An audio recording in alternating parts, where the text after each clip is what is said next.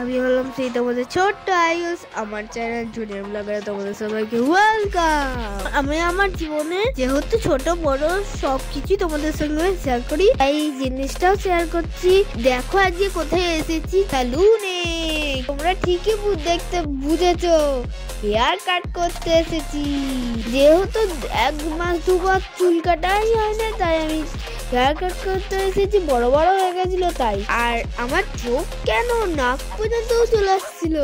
আর হ্যাঁ, একটা জিনিস বলে দিই, তোমরা যারা আমার চ্যানেলে নতুন তারা আমার ভিডিওটা প্লিজ সাবস্ক্রাইব করে দিও। আর যারা সাবস্ক্রাইব করে দিয়েছে তাদেরকে অনেক অনেক থ্যাংক ইউ। আমার আগে শেভিং করছিল, আর ওই দাদাটা কাটতে কাটতে ভুল করে এই দাড়ি মুখের পাশে একটুখানি কেটে দিয়েছিল। আর ওখানে এত রক্ত বেরিয়েছিল, আমি দেখে খুব ভয় পেয়ে গেছিলাম। তাই দাদাটাকে বললাম আমাকে ধীরে ধীরে সুস্থ আস্তে আস্তে ট্রিমার করে কেটে দিয়েছে। তাই আমার ট্রিমার করে কেটে দিয়েছে। যে আমার হেয়ার কাট করে দিচ্ছে সেই দাদাটা খুবই ভালো ছিল। তারপর মাকে বললাম, মা ক্যামেরাটা একটু ধরে দাও তো, আমাকে হেয়ার কাট করছি এখন, যেহেতু হেয়ার কাট করছি। দাঁড়াও, আমি যে সেলুনটাতে এসেছি সেই সেলুনটা দাঁড়াও, তোমাদেরকে একটু ঘুরিয়ে দেখিয়ে দাঁড়াও। তোমরা যারা আমার ভিডিওটা ফেসবুক পেজ থেকে দেখছো তারা আমার ভিডিওটা প্লিজ ফলো করে দিও।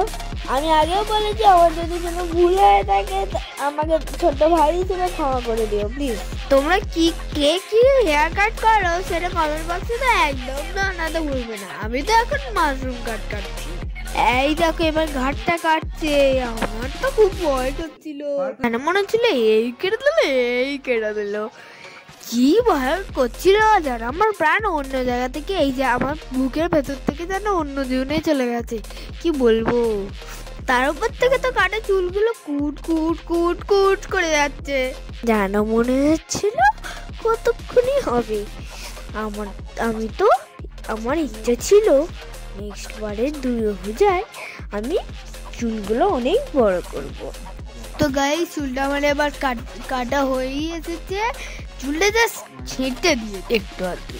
তো গাইস, চুল কাটতে কাটতে আমার তো খুব খিদে পেয়ে গেল, তাই বাজারে যাব, গিয়ে ফুচকা খাবো। তোমাদের যদি আমার এই ব্লগটা ভালো লেগে থাকে তাহলে ব্লগটা প্লিজ একটা লাইক করে দিও। আর যদি না ভালো লেগে থাকে একটু কষ্ট পাবো, কি করবো, লাইক করো না। আমার চুল কাটতে কাটতে একটু খিদে পাচ্ছে, তাই আমি ফুচকা খাবো ভাবলাম।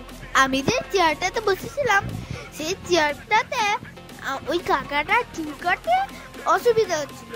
তাই আমি তো ছোট্ট বেবি, তাই আমাকে একটা কাঠের বোর্ড দিয়ে ওখানে তার উপর আমি বসাবো। তবে হেয়ার কাট করার পেমেন্টটা বাবা আগেই করে দিয়ে গেছে।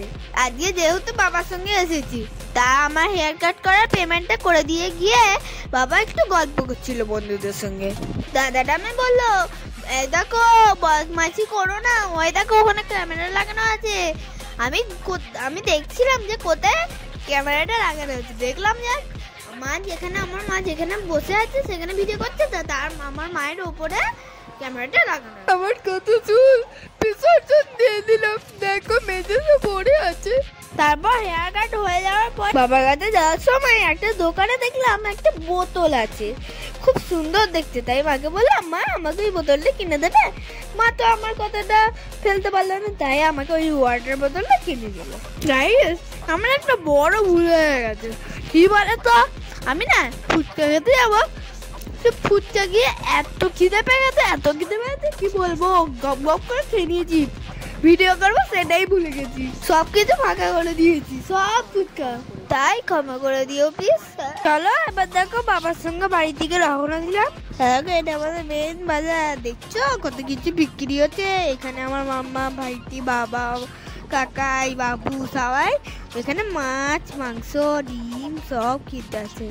হেয়ার কাটটা কিরম লাগছে সেটা তো তোমাদেরকে দেখানোই হয়নি।